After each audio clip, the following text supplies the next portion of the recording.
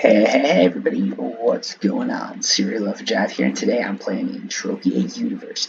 What we're going to be doing today is a 25 PED mining run. So I thought, just change things up and go away from sort of what we've been doing now.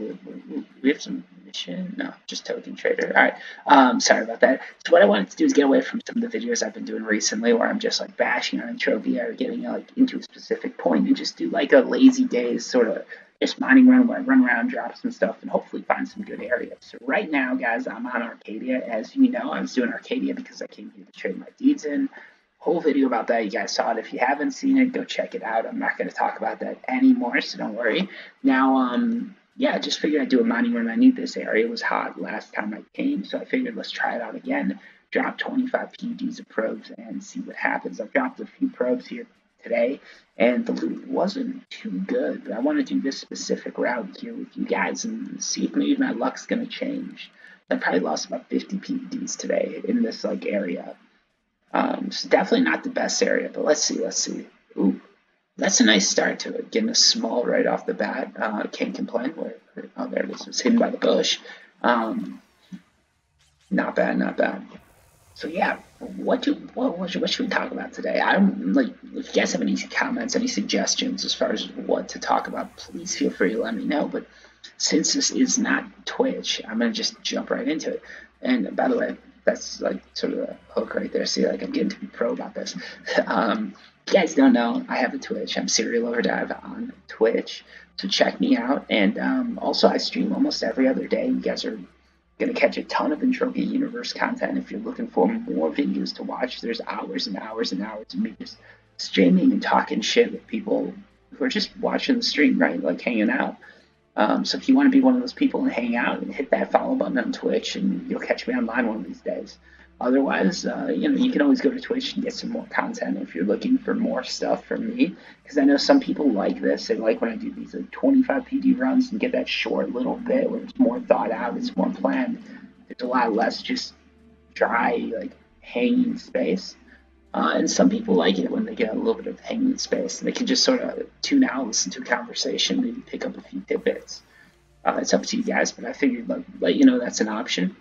Also, if you want, you can follow me on Twitter. I'm Serial Overdrive on Twitter. I've got a whole 50 followers or so, and none of them really seem to be active. I think, well, there's a few that are active, but most of them are bots.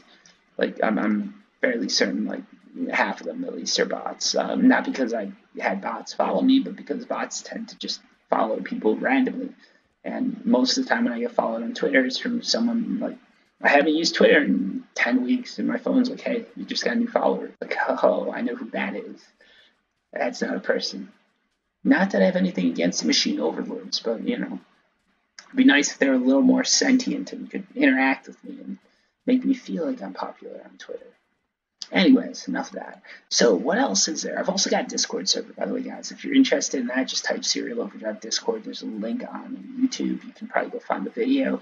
If you really are so lazy as you don't want to go find the link, I'll try and remember to post one in the description or in the comments. There'll be a link somewhere. You can find it. You can join me on Discord. That's a good way to just chat with me. A lot of the time when you're talking to me on Discord, I'm using my phone. So I know there's some of you guys who think I'm just being an asshole for not joining you in game. I want you to PM me about that, and it's well, it would be nice, but I'm not sitting at home on Discord. I know a lot of people use it on their computers. I've got it on my phone, and it's actually my main phone. It's the phone app that I use to communicate with people. I do on this computer. I have Discord, but I barely ever use it. So I just thought I'd make that sort of disclaimer. Otherwise, what is up? What is going on? I'm trying to think of other stuff to say. Oh, so one thing I wanted to talk about, I tried to do this in another video, and the video got corrupted, so I wasn't able to post it, is real estate, specifically real-world real estate and Entropia Universe real estate, because I've heard some people talking about real estate in Entropia Universe and treating it like real-world real estate. And because I'm into real-world real estate and I have quite a few deeds in Entropia Universe, I'd like to just sort of give you guys sort of differentiations between it, because if you treat the two as one and the same, you're going to run into a lot of problems. You're going to be a very unhappy person at some point. So Real world real estate is something that traditionally always holds value. It's something that doesn't really decrease too much in price. You do have crashes and stuff like that, like what happened in 2008, but it's a lot less like finicky than the stock market. It's not going to go up and down as much. It's not going to skyrocket and crash because it's finite, right? And it really depends where you buy the real estate, right? If you buy real estate where I'm from, in Boston, okay, downtown Boston, there's only so many buildings in that area, right? And there's land laws. Like there's laws that say you can't build, like you can't knock down old buildings, okay? So that makes it extremely valuable because what that means is there's a finite supply, and we sort of know how big that supply is. You can build a skyscraper there. It's very hard to get that approved, and it's very hard to find the space because you can't knock anything down. And again, like as every skyscraper goes up, that means there's less space. And in downtown Boston, most buildings are 3 to 4 to 5 stories tall, and that's it. And that's for a city of about 1 million people. Like it's a huge city. A lot of people don't know about, but it's a huge city, right? And for 1 million people, there's a huge demand for that real estate because everybody wants to live downtown. Everybody wants to live at Central, okay? And there's only so many available, so the price just keeps going up and up because someone might say, "Hey, I'm willing to pay $500,000 for this studio," and then someone else says, "Well, I'll pay $600 because I like the location." And that's how you get these crazy prices. Price per square foot in Boston is probably one of the highest price points in the world, and in the U.S. I don't know if it's top 10, but it's definitely top 25, I think. And that's not if you start including suburbs and you're cheating, like San Francisco, San Jose, and all that are like the top 3 most expensive. It's like, well, yeah, but that's all like San Francisco. Same with New York. I'm pretty sure like if you start splitting New York into boroughs or something, you'll get a few of them that might pop up. Well, maybe not because the boroughs are cheaper. I don't know. But you guys get what I'm saying. Anyways, so the big thing here is real estate is finite, and the more finite it is, the more valuable it is. If you go to a city that's more spread out, that's not a coastal city, that's in the middle of just like the middle of like a huge landmass, real estate generally is a little bit cheaper there, and that's because people like to live by the water, okay? And it can go out in 4 directions. In Boston, there's like a good half that's just cut off because you've got the ocean. And, despite how technologically advanced humans are, you can't really build in the ocean yet. I mean, we build out a little bit, but you're talking about feet, not miles. So real estate is infinite, okay, in the real world. Now, here's the difference, right? In Calypso, on Arcadia, or whatever, real estate isn't infinite, okay? It's an infinite resource. It's like, CLDs, right? CLDs, there's a number of CLDs, and it won't go above. Mindar can't create more CLDs. At least that's how I believe it is written in their contract, and they're audited, and that's all like official. Like they could get sued if they create more CLDs. So they won't create more CLDs. Okay, so like CLDs, there's a finite resource, the finite amount. But real estate, they can just create more, right? Like if they created a new continent, would that count? Would that be included in CLDs? I don't know. But let's say instead of a continent, they create a moon, like what happened with Arcadia, right? You've got Arcadia underground deeds, and now you've got the Arcadia moon deeds. Now, when Arcadia moon deeds are created, that devalues Arcadia underground deeds because all of a sudden there's more resources, there's more real estate.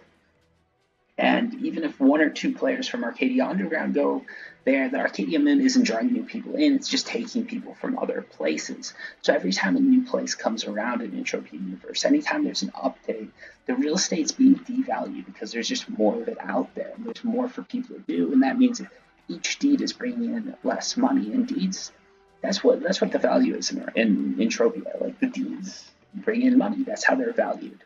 Very few people value CLDs or AUDs or anything like that because you might be able to buy land with them, or Arcadia Moon deeds because you might be able to buy land with them. Most people value them because they say, hey, like, look at this, I've got an Arcadia Moon deed and it's valued at X dollars, and it brings in this much. It's like a dividend stock, okay?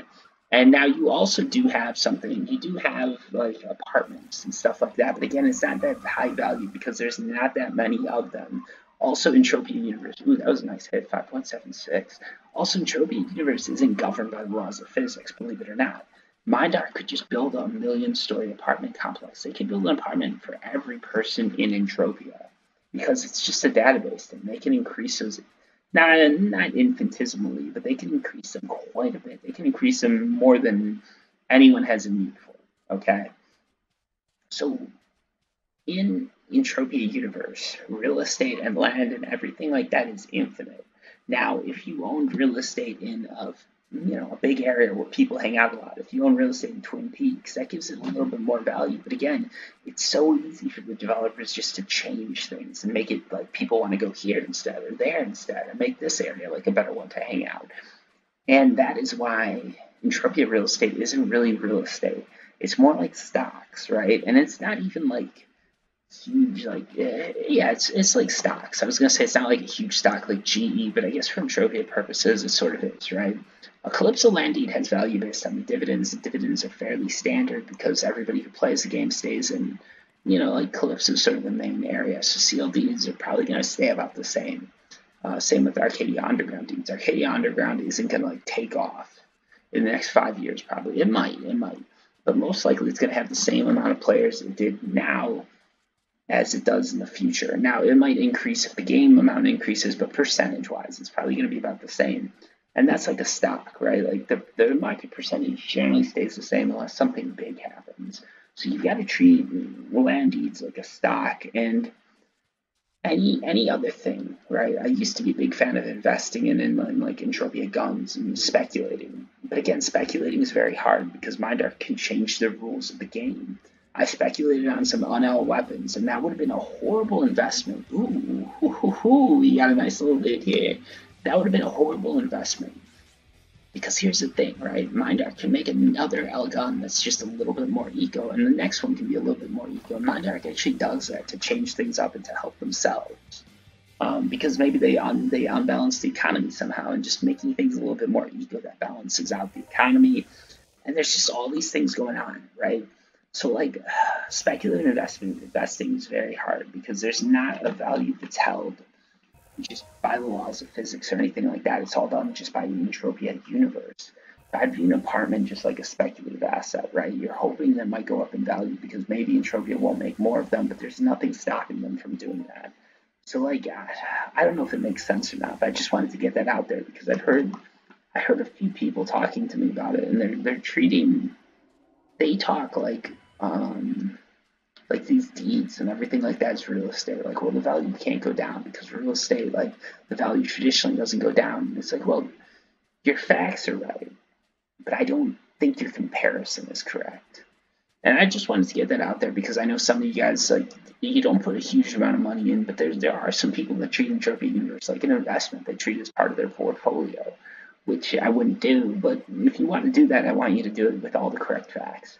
I thought I'd just throw that out there, give you guys the facts, and let you guys make your own informed decision. Now, again, speculative investing in Entropia, extremely risky. Treat it like penny stocks, right? Like you could buy something and hope that the value goes up. For instance, like all the clothing I've got, I bought it thinking the value would go up because I'm like, well, clothing, there's only so much of it, and a lot of it is unlimited or is like limited. For instance, this black shirt, you can't really get this anymore. It's an old school item, right? They don't let it loot anymore. Mindark didn't change that. And the market value should have gone up because it's hard to get. But unfortunately, Mindark just keeps releasing more and more clothing, and people want it less and less because other cool stuff comes out, like this cool face mask that I bought. Same with these Ripper jeans, right? These are sort of interesting because look at this. Like it's a very cool design. It's a very different, very unique. There's not many of them, and you can tell by the sales. Like none have sold this week. 2 this month, 14 in the year. It's probably the same few pairs going back and forth. But again, like look at the price. It's falling, and that's because Mindark's just released more and more stuff, and they're oversaturating the market, and they're not afraid to do that. And that's why you can't really speculatively invest in Entropia because even if the item you've got is rare, there's always a chance that they're going to release something that's just going to blow that item out of the water. And generally, you're not going to be the one that gets it. Like, they're not going to sell you it first. You're not going to get first dibs because you got the old item.